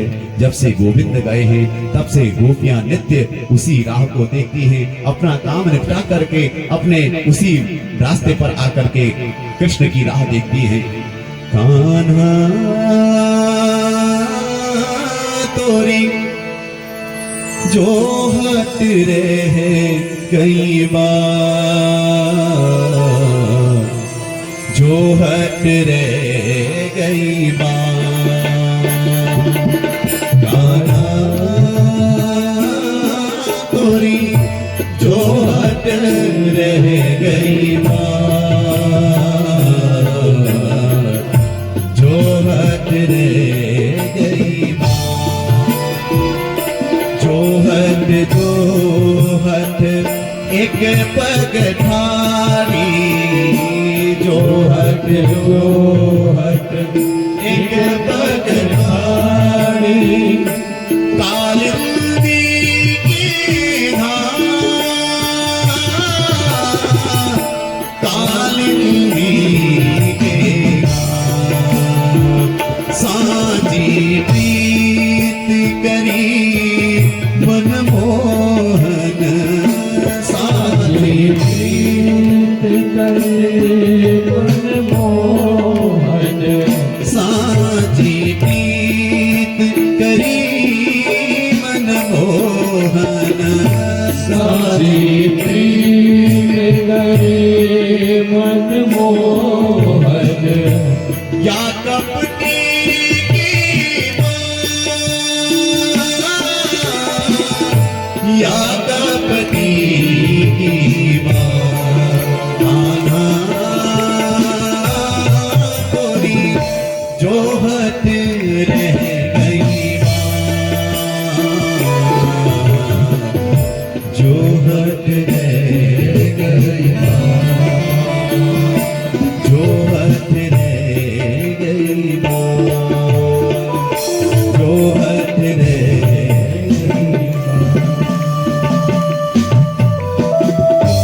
गोविंद की राह देखते देखते ये गोपियां आज भी पागल हो गई है। 14 वर्ष बीत गए, लेकिन कृष्ण आएंगे इसी आस में जीती रही सज्जनों। सुखदेव कहते हैं कि हे परीक्षित, इस प्रकार शाम सायंकाल हो गई। उद्धव को पहुंचते पहुंचते और जैसे ही वृंदावन में प्रवेश किया तो पूछा कि ये बताओ नंद बाबा का महल कौन सा है। तो एक गोप ने कहा भैया ये नदी जो आ रही है ना, इसके किनारे किनारे चले जाना, ये नंद महल से ही चली आ रही है। इसने कहा भैया किसी के घर के पास इतनी बड़ी नदी कैसे हो सकती है। उस गोप ने कहा जब से गोविंद गए ना, सब गोपियां नंद महल में बैठ करके आंसू बहाती हैं, आज कृष्ण आएगा करके, और बरसों बीत गए। उद्धव वो गोविंद तो नहीं आया, लेकिन उन गोपियों के प्रेम के विरह के वो अश्रुपात नदी के रूप में परिणत हो गए। ये प्रेम की दशा केवल प्रेमी ही जानते हैं सज्जनों। जिसके अंदर भाव नहीं है वो इन भावों को समझ नहीं सकता। इसलिए प्रेम की कोई भाषा नहीं होती, किसी से उनकी मंजिल का पता पाया नहीं जाता। जहां मैं हूं फरिश्तों से वहां जाया नहीं जाता। मोहब्बत के लिए कुछ खास दिल मकसूद होते हैं, ये वो नगमा है जो हर साज पर गाया नहीं जाता।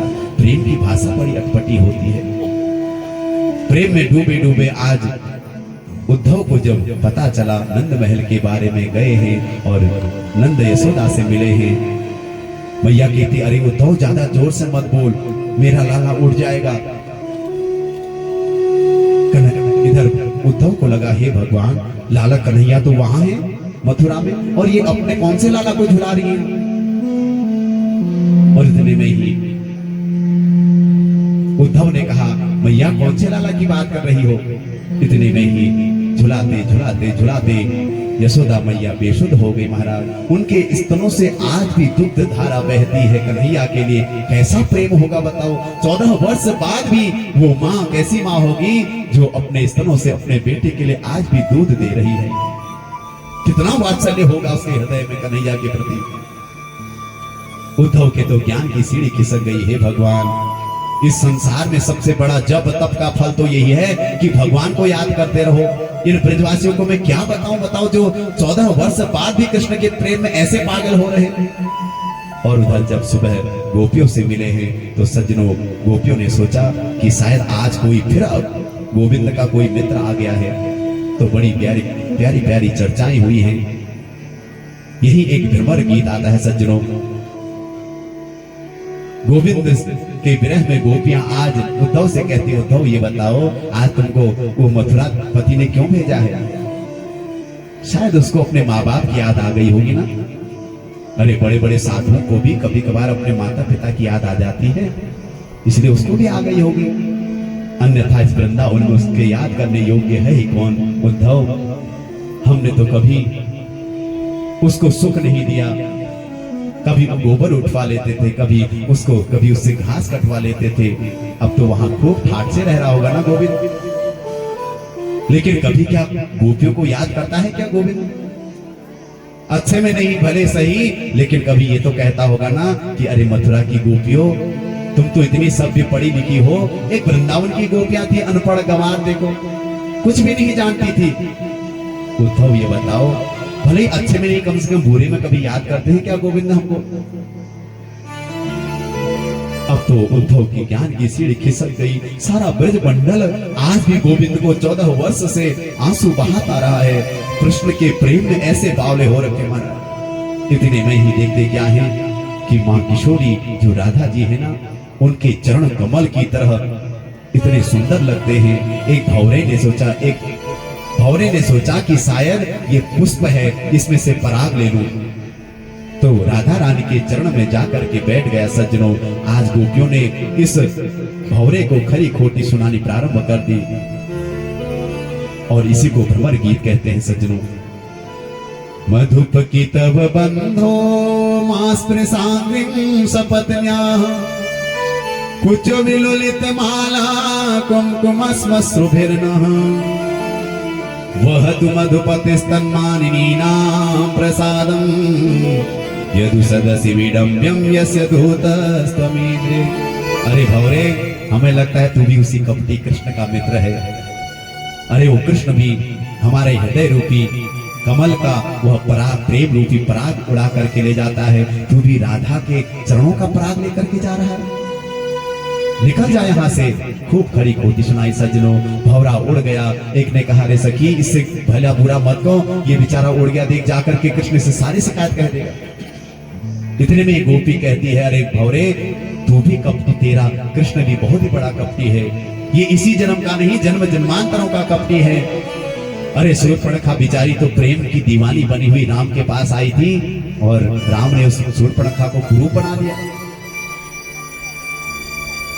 अरे वो महाराज बलि तो धर्मात्मा थे। वामन बनकर के कृष्ण ने 3 पग में पूरी त्रिलोकी नाप ली। उद्धव के ज्ञान की सीढ़ी खिसक गई। है भगवान, इन गोपियों को तो ये भी पता है जो कृष्ण है यही वामन भी बने थे, यही राम भी बने थे। इसका मतलब इनको सब तत्व ज्ञान है। सारा ज्ञान धरा का धरा रह गया। सज्जनों, इतनी सुंदर चर्चा है कि कौन कह सकता है। फिर भी आज समझाया है। उद्धव जी ने कहा, देखो गोपियों, जिस कृष्ण को आप अपना कृष्ण मानती हो, ये तो बड़ी कृपा है आपके ऊपर। आप आज भी उनको याद कर रही हो, लेकिन वो आपका ही कृष्ण नहीं, वो त्रिगुणातीत, त्रिभुवन निराधार भगवान ब्रह्म परमेश्वर परमात्मा है।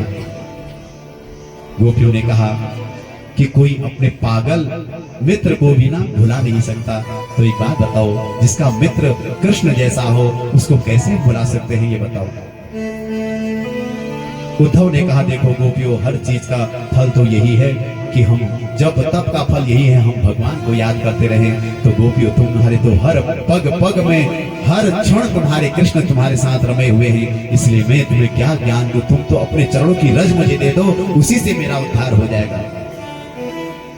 ऐसा दिव्य आशा मोह चरण रेणु जुषाम हम श्याम वृंदावने किमपि गुलमलतौषधीनाम। आहा, आज उद्धव जैसे ज्ञानी भी कहते हैं कि हे प्रभु, मुझे जन्म जन्मांतरों में भले ही कांटा बना देना, पत्थर बना देना, लेकिन इन गोपियों के रज मेरे अंदर लगी रहे। मुझे वृंदावन से बाहर जन्म मत देना, मुझे मुक्ति नहीं चाहिए। वंदे नंद ब्रजस्त्रीणां पाद रेणु भीक्ष्मसः यासाम हरि कठोर की तम पुनाति भुवनत्रयम्। इन ब्रजमाओं की चरण रज मुझे मिल जाए, बस मुझे और कुछ नहीं चाहिए। ऐसा ज्ञानी भी आज इन वृंदावन वासियों के प्रेम से सराबोर हो गया। सज्जनों, सोचा था कि 1 आध घंटे में ज्ञान देकर के आ जाऊंगा, 6 महीने तक वही प्रेम के सागर में डूबे रहे। भगवान ने देखा कि उद्धव आ रहे, कहा, आओ ज्ञानी जी आओ। क्या ज्ञान देकर के आए, समझा के आए ना। उद्धव के तो आंख से डब डब आंसू बहने लगे। जिसको भी याद करे उनकी याद कर करके यशोदा और नंद बाबा के प्रेम को याद करे रोने लगे, उन गोपियों के प्रेम को याद करे रोने लगे। कहा, कन्हैया हमसे बात मत करो, बहुत कपटी हो तुम। कन्हैया ने कहा, अरे उद्धव, आज तो तुम्हारी भाषा ही बदल गई।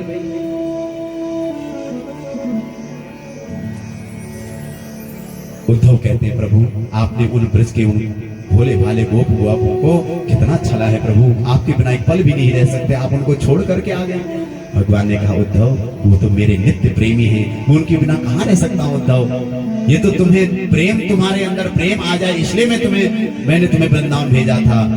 वो तो मेरे साथ नित्य निवास करते हैं। और जैसे ही कहा कि उद्धव तुम आंख बंद करो, तुम्हें वही झांकी अभी दिखाता हूँ। जैसे ही उद्धव जी ने आंख बंद करी तो अद्भुत वही झांकी उनको दिखाई दी।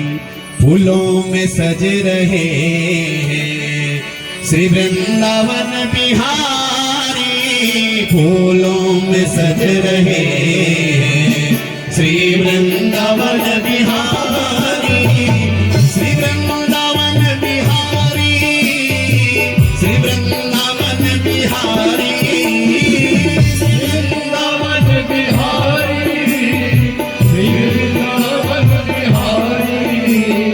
और साथ सज रही है, और साथ सज रही है वृषभानु की दुलारी, और साथ सज रही है वृषभानु की दुलारी। वो तेरा सा मुकुट सर पे, वो सर पे तेरा सा मुकुट सर पे, रखता है किस अदा से, तेरा सा मुकुट सर पे, रखता है किस अदा से। करुणा बरस रही है, करुणा भरी निगाह से, करुणा बरस रही है, करुणा भरी निगाह से। बिन मोल बिक गई है, बिन मोल बिक गई है जब से छवि निहारी, बिन मोल बिक गई है जब से छवि निहारी। फूलों में सज रहे हैं श्री वृंदावन बिहारी, फूलों में सज रहे हैं श्री वृंदावन बिहारी, श्री वृंदावन बिहारी, श्री वृंदावन बिहारी। वृंदावन बिहारी, श्री वृंदावन बिहारी। वो नीलम से सोहे मोहन मोहन, स्वर्णिम सी सोहे राधा, नीलम से सोहे मोहन, स्वर्णिम से सोहे राधा, नीलम से सोहे मोहन, स्वर्णिम सी सोहे राधा। नीलम से सोहे मोहन, स्वर्णिम से सोहे राधा। इत पे गुलाबी पटका, मुझ पे गुलाबी साड़ी, इत पे गुलाबी पटका, मुझ पे गुलाबी साड़ी। बिन मोल बिक गई है, बिन मोल बिक गई है तब से छवि निहारी, बिन मोल बिक गई है तब से छवि निहारी। श्री वृंदावन बिहारी, श्री वृंदावन बिहारी, श्री वृंदावन बिहारी। बोले बाल गोविंद भगवान की जय हो। मेहंदी लगा दो, मेरी सखियों मुझे मेहंदी लगा। हमने कहा ना भक्ति रूपी मेहंदी प्रत्येक भक्त के हृदय में लगनी चाहिए। आप सब भक्ति के रंग में ऐसे रंग जाएं कि आपके हाथों में मेहंदी लग जाए और आप भी सज धज करके भगवान के लिए सजने के लिए क्या है पता है, आप अच्छे इंसान बन जाइए। भगवान का ध्यान कीजिए, भजन कीजिए, भगवान की कथा सुनिए और भगवान की सेवा करिए। आओ मेरी सखियों मुझे मेहंदी लगा दो, आओ मेरी सखियों मुझे मेहंदी लगा दो, मेहंदी लगा दो, मुझे सुंदर सजा दो, मेहंदी लगा दो, मुझे सुंदर सजा दो, मुझे श्याम सुंदर की दुल्हन बना दो, मुझे श्याम सुंदर की दुल्हन बना दो। अच्छा रुक्मिणी मैया आ गई है सती जी।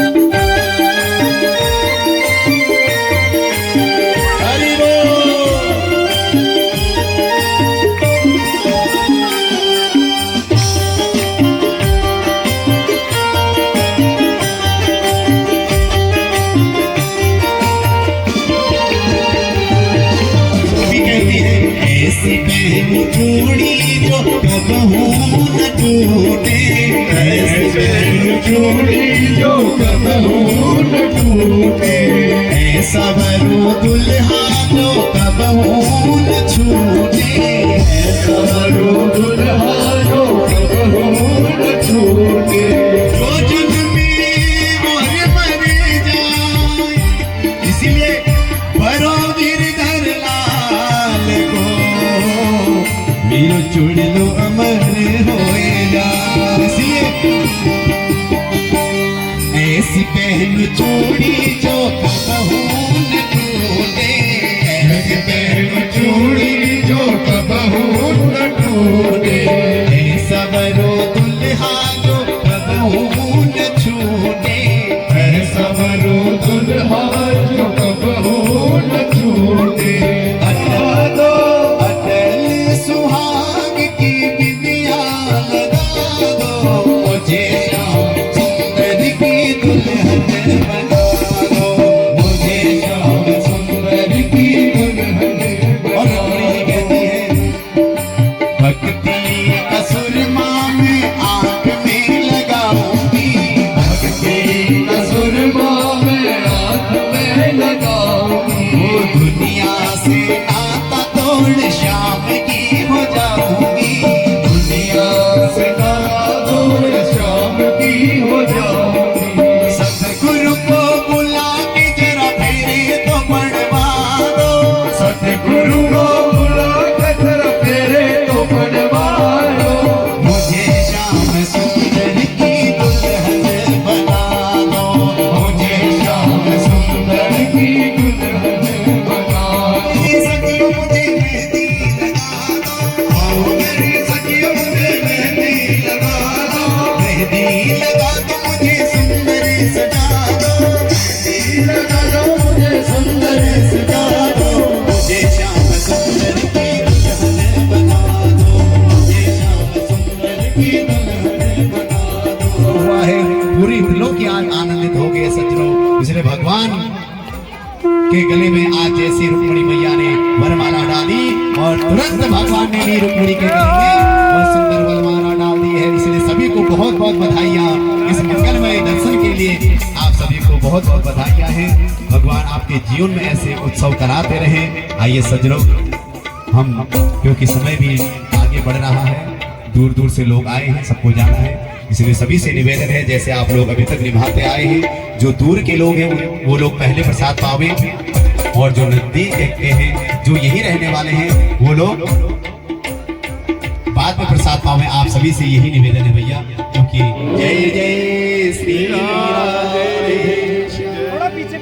सभी लोग इस झांकी का दर्शन करते हैं।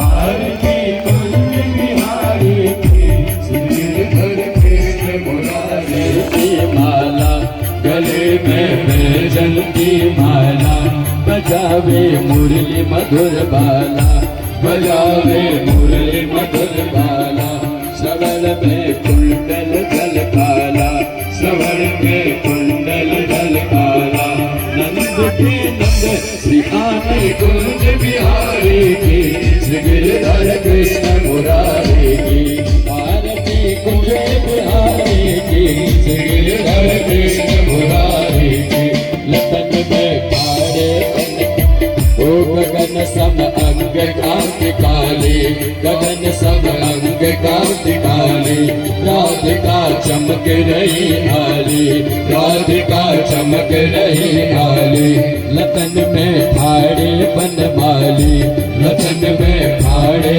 बनमाली, अमर सी अलग कस्तूरी तिलक, चंद्र सी झलक, ललित छवि श्यामा प्यारे की, गिरधर कृष्ण मुरारी की, आरती कुंज बिहारी की, गिरधर कृष्ण मुरारी की, आरती कुंज बिहारी की, गिरधर कृष्ण मुरारी की, आरती कुंज बिहारी की, गिरधर कृष्ण मुरारी की, कनकमय मोर मुकुट बिल से कनकमय मोर मुकुट बिल से, देवता दर्शन को कर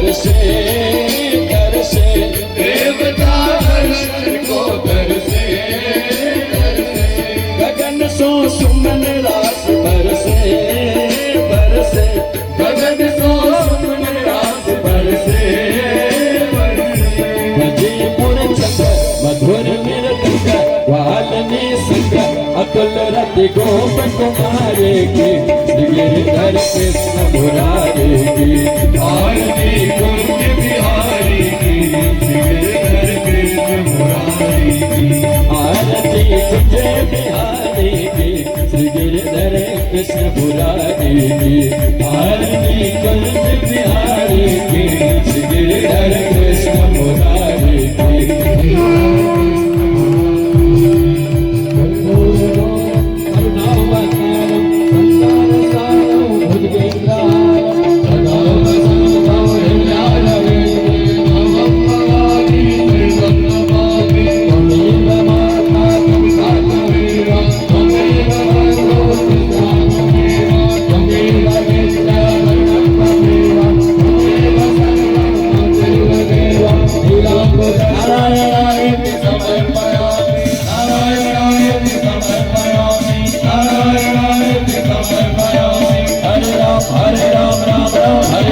हरे कृष्ण कृष्ण हरे हरे राम राम राम हरे हरे कृष्ण कृष्ण हरे राम राम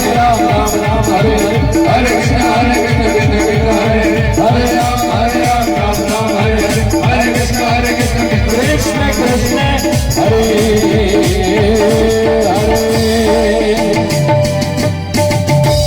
ओम धीमहि तन्नो दन्ते प्रचोदयात् ओम कात्यायन्यै च विद्महे कन्याकुमारी च धीमहि तन्नो दुर्गे प्रचोदयात् ओम महालक्ष्मी च विद्महे विष्णुपत्नी च धीमहि तन्नो लक्ष्मी प्रचोदयात्। धूपबत्ती तेल वगैरह लेके आए और सजा है। और साथ ही कल यहाँ पर जो हमारा महाभंडारा होगा, एक बार एक सूचना है, सभी लोग ध्यान से सुन लीजिएगा। कल जो हमारा महाभंडारा होगा वो 1 बजे से होगा और प्रातः काल हमारा 8 बजे से यहाँ पर नित्य पूजन और हवन की प्रक्रिया शुरू हो जाएगी। तो जो भी भक्त इस माया माता को जन्म हुए राज राजेश्वरी गिरिजा भवानी चंपा कोट चामुंडा माता श्री सकलेश्वर कार्तिकेय श्री देवी दैत्य संहारे श्री गणेशाय नमः जाने नमः उद्धारिणी पिंगला माहेश्वरी मैया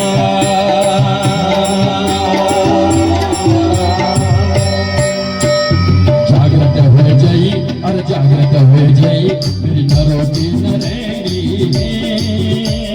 समुद्र डोला मत लेने अब तारा जोग माया जागृत हो जाई और जागृत हो जाई मेरी नरो की नरेणी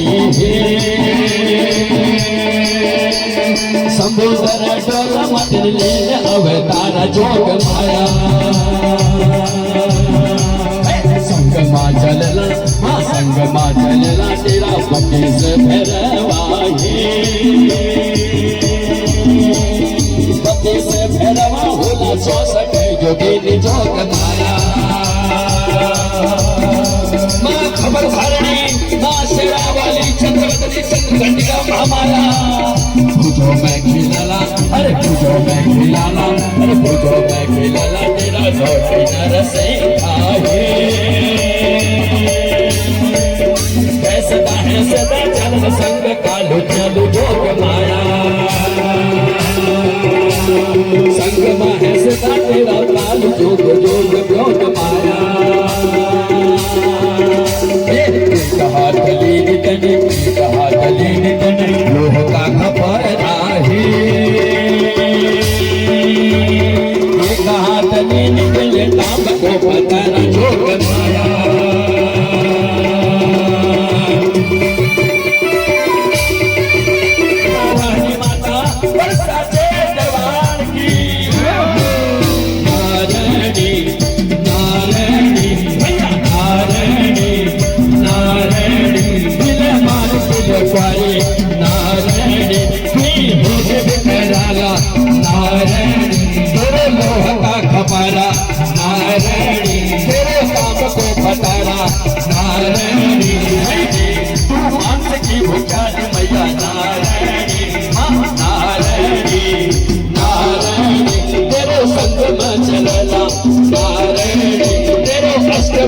बाबा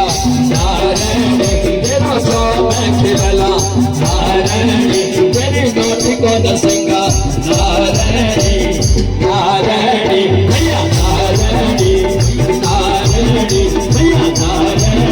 सप्तम दिवस की कथा को वहीं पे विराम दिया गया है और देखिए यहाँ पे विशाल भंडारा चल रहा है। सारे श्रद्धालु भंडारे का पान कर रहे हैं। सभी को यहाँ पे पंगत में बिठा करके यहाँ पे प्रसाद, भंडारे का जो प्रसाद है वो वितरित किया जा रहा है। ये देखिए कितनी भारी संख्या में श्रद्धालु आज यहाँ पे पहुँचे हुए हैं और कल इसी ग्राउंड में विशाल भंडारा होना है कि कल कथा का पारायण होना है और साथ ही साथ में हवन वगैरह सारी पूजन किए जाएंगे। उसके पश्चात यहाँ पे विराम दिया जाएगा कथा को। देखिए आज बहुत भव्य प्रसाद बना हुआ है, खीर प्रसाद भी है, आलू पूरी है, सारे ये चीज़ें यहाँ पे बट रही हैं। सारे श्रद्धालु लगे हैं सेवा में, भक्तों को वितरित करने में। तो बड़ा आनंद है, यहाँ पे आनंद बरस रहा है। पूरे सप्ताह भर की कथा, आज सप्तम दिवस की कथा को विराम दिया गया है और कल विशाल भंडारा रहेगा। तो आप सभी उसमें आमंत्रित हैं। स्पेशली गुरु जी ने भी सबको आमंत्रित किया है और साथ ही साथ में जो व्यास जी हैं उन्होंने भी आमंत्रित किया है कि आप सभी यहाँ पर आमंत्रित होकर के इस विशाल भंडारे में प्रसाद पा करके अपने आप को कृतार्थ करें और पुण्य के भागी बने। और सारे श्रद्धालु जन जितने भी सेवक हैं यहाँ पे वो भी लगे हुए हैं सेवा में, सभी को प्रसाद वितरित करने में। ये देखिए कितने बार महिमा है यहाँ पे। जय माता दी। ये सभी लोग प्रसाद का पान कर रहे हैं और अभी कीर्तन भी चल रहा है और आज ही यहाँ पे दीपदान का भी उत्सव मनाया जाता है। दीपोत्सव मनाया जाएगा तो दीपदान किया जाएगा और साथ ही साथ में रात में माता की चौकी भी लगनी है यहाँ पे। तो बहुत दिव्य कार्यक्रम आज होने हैं। देखिए सभी श्रद्धालु यहाँ पे वितरित कर रहे हैं प्रसाद। तो ये आनंद की वर्षा हो रही है यहाँ पे माता पाखान देवी के इस प्रांगण में, मटियाल में। सभी श्रद्धालु इस दिव्य प्रसाद का पान कर रहे हैं। ये देख सकते हैं कितना भव्य और दिव्य दृश्य है। तो काफ़ी संख्या में आज श्रद्धालु पहुँचे हुए यहाँ पे प्रसाद पाने के लिए और साथ ही साथ में कथा श्रवण करने के लिए। ये देखिए तो बड़ा आनंद आता है जब भी इस तरह से कार्यक्रम होते हैं और साथ ही साथ में प्रसाद वितरित होता है। सभी लोग इसे प्रसाद को ग्रहण करने के लिए इंतजार में रहते हैं। ये देख सकते हैं ये दिव्य प्रसाद सभी को वितरित किया जा रहा है। जय माता दी। जय माता दी। सारे श्रद्धालु भक्तजन लगे हैं सेवा में। तो बड़ा आनंद की वर्षा हो रही है इस प्रांगण में। ये देखिए तो छोटे छोटे बच्चे भी कथा में पहुँचे हुए हैं और साथ ही साथ में माताएं और बहनें सारे लोग पहुँचे हुए हैं। जिसका जैसे जैसे नंबर आता है वैसे वैसे प्रसाद पा करके अपने अपने घरों की तरफ प्रस्थान करते हैं। तो इस दिव्य कथा में कथा श्रवण करने के पश्चात ही यहाँ पे भव्य प्रसाद भी सभी को वितरित किया जा रहा है। ये देख सकते हैं। तो फाइनली मैं पहुंच चुका हूँ वापस घर पे और बहुत आनंद आया सप्तम दिवस की कथा श्रवण करने में। और काफ़ी सारे श्रद्धालु आज पहुंचे यहाँ पे श्रवण करने में, क्योंकि सुबह जो है भव्य शोभा यात्रा भी निकली और सोमवारी महाराज का यहाँ पे प्रतिमा स्थापित की गई है और साथ ही साथ में समापन दिवस था। तो इसके उपलक्ष्य में भी काफ़ी सारे श्रद्धालु यहाँ पे पहुँचे और कल जो है विशाल भंडारा यहाँ पे होना है तो उसकी भी तैयारी चल रही है और रात्रि जागरण आज होना है। और इतने सारे श्रद्धालु आज पहुँचे और उनका जोश उत्साह वो सब देख करके ना बड़ा आनंद आया। और जो शोभा यात्रा निकली बहुत ही भव्य दिव्य शोभा यात्रा निकली। साथ ही साथ में आज की कथा बहुत ही दिव्य कथा थी कि भगवान की जो बाल लीला है उनका वर्णन, फिर कंसवध का वर्णन, उसके बाद भगवान का द्वारिका आगमन और द्वारिका के पश्चात भगवान का विवाह तक की लीलाएँ इसमें दिखाई गई। तो बड़ा आनंद आया और साथ ही साथ में सुंदर सुंदर भजन श्रवण किए।